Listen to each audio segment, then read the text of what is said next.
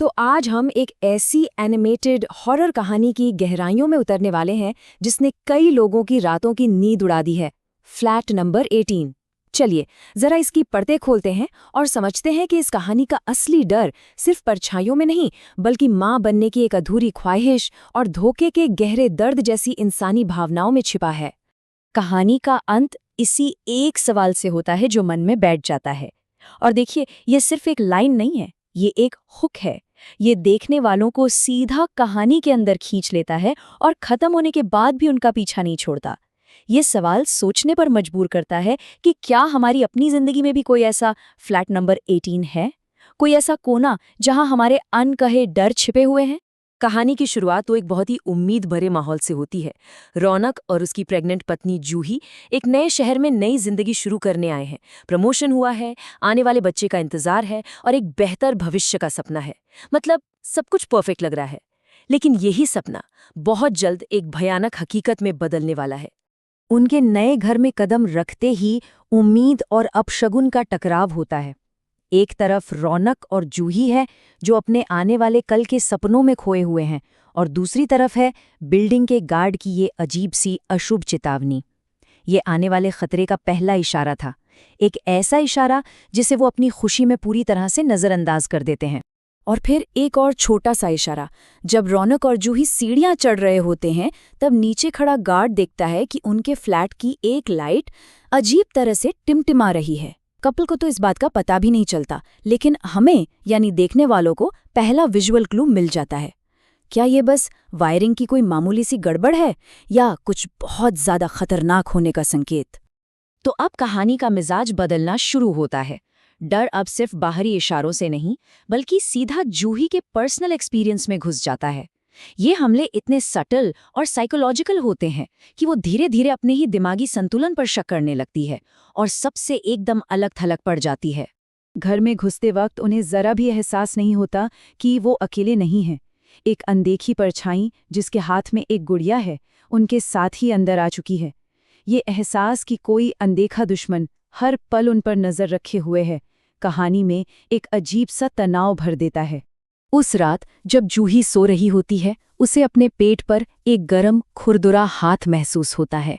वो हड़बड़ाकर उसे रौनक समझती है, लेकिन यही कहानी का पहला सिहरन पैदा करने वाला पल है।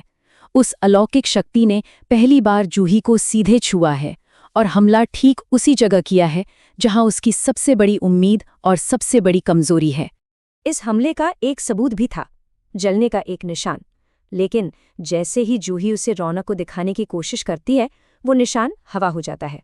रौनक इसे थकान या बुरा सपना कहकर बात टाल देता है और बस यहीं से जूही का असली अकेलापन शुरू होता है। वो इस खौफनाक सच के साथ अकेली रह जाती है और उसे लगने लगता है कि कहीं वो पागल तो नहीं हो रही। अब खतरा सिर्फ महसूस होने तक नहीं रहता, घर में काम करने वाली बाई को भी कुछ गड़बड़ लगती है। वो जूही को आगाह करने की कोशिश करती है, लेकिन वो उस बुरी आत्मा का पहला शिकार बन जाती है। उसकी मौत इस बात पर मोहर लगा देती है कि ये जूही का कोई वहम नहीं है बल्कि एक कातिल ताकत है जो अपने रास्ते में आने वाले किसी को भी नहीं बख्शेगी। तो अब हम कहानी के उस मोड़ पर पहुंचते हैं जहां छिपा हुआ डर खुलकर सामने आता है। अब तक जो खौफ सिर्फ जूही झेल रही थी, वो अब रौनक के सामने भी आकर खड़ा हो जाता है। ये कहानी का क्लाइमैक्स है, क्योंकि अब ये सिर्फ जूही की लड़ाई नहीं रही, अब दोनों को इसका सामना करना है। अचानक उस घर में एक अनजानी आवाज में लोरी गूंजने लगती है।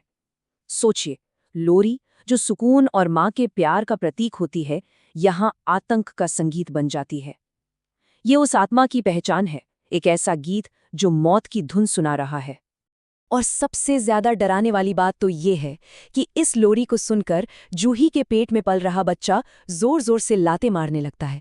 ये उस आत्मा और उस अजन्मे बच्चे के बीच एक भयानक अप्राकृतिक जुड़ाव को दिखाता है। ऐसा लगता है जैसे वो आत्मा उस बच्चे को दुनिया में आने से पहले ही अपनी ओर खींच रही है। सब कुछ सामने आने से ठीक पहले ये सीन रौनक के अविश्वास के आखिरी पलों को दिखाता है। जूही खौफ में है, वो सबूत दे रही है, लेकिन रौनक अब भी इसे मजाक या वहम समझ रहा है। ये टकराव तनाव को उस हद तक ले जाता है जहां पता होता है कि रौनक कितनी बड़ी गलती कर रहा है और उसका ये अविश्वास दोनों को बहुत बहुत भारी पड़ने वाला है। और फिर वो परछाई बिस्तर पर साकार हो जाती है, हाथ में वही गुड़िया लिए। वो दोनों से सीधे बात करती है और अपनी भयानक मंशा जाहिर कर देती है।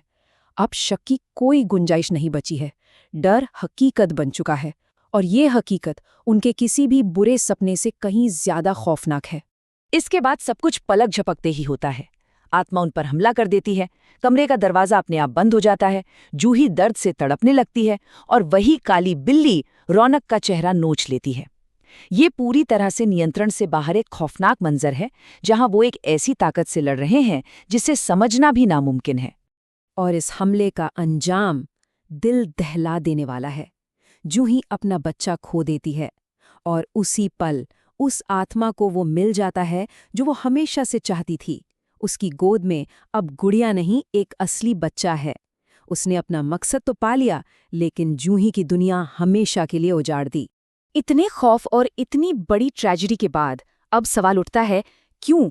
आखिर ये सब हुआ क्यों? कहानी के इस हिस्से में गार्ड आखिरकार उस फ्लैट के पीछे का राज खोलता है, जिससे हमें उस आत्मा की कहानी और उसके इरादों की वजह पता चलती है। एक वजह जो इस पूरी भयानक पहेली को सुलझा देगी। तो ये डरावनी ताकत कोई और नहीं, बल्कि एक ऐसी औरत की आत्मा है जिसका मां बनने का सपना कभी पूरा नहीं हो सका। धोखे और दर्द ने उसकी आत्मा को नफरत से भर दिया था और अब वो उसी फ्लैट में भटक रही है, अपने अधूरे सपनों का बदला लेने के लिए। ये कहानी है धोखे और बेबसी की। एक औरत जो मां बनना चाहती है इतनी शिद्दत से कि गुड़िया को ही अपना बच्चा मान लेती है। उसी का पति उसे धोखा देता है और जब बच्चा पाने का लालच हद से बढ़ जाता है तो वो एक घिनौना जुर्म करता है। अपनी ही पत्नी को उसी गुड़िया के साथ जिंदा जला देता है जिसे वो अपनी जान से ज्यादा प्यार करती थी। तो अब जाके पूरी तस्वीर साफ होती है। उस आत्मा के लिए जूही कोई अनजान औरत नहीं थी, बल्कि वो सरोगेट माँ थी जिसने उसकी जिंदगी छीनी थी। उसकी नज़र में जूही से बच्चा छीनना सिर्फ बदला नहीं था, बल्कि उस चीज को वापस हासिल करना था जो उससे चुराई गई थी, उसका बच्चा और उसका जीवन। कहानी इस सिहरन भरी जानकारी के साथ खत्म होती है कि वो आतंक आज भी जिंदा है। रौनक और जूही तो चले गए, लेकिन उस औरत की आत्मा और उसकी दर्द भरी लोरी आज भी उस फ्लैट में गूंजती है। ये एहसास बहुत डरावना है कि कुछ कहानियां कभी खत्म नहीं होती। और आखिर में ये कहानी हमें एक गहरे सवाल पर सोचने के लिए मजबूर कर देती है। ये सिर्फ एक भूत की कहानी नहीं है, बल्कि इस बात की पड़ताल है कि कैसे किसी का अधूरा सपना और गहरा दुख उसे एक ऐसे राक्षस में बदल सकता है। ये हमें याद दिलाता है कि सबसे बड़े राक्षस शायद परछाइयों में नहीं, बल्कि हमारे अपने अंदर के अनसुलझे दर्द में छिपे होते हैं।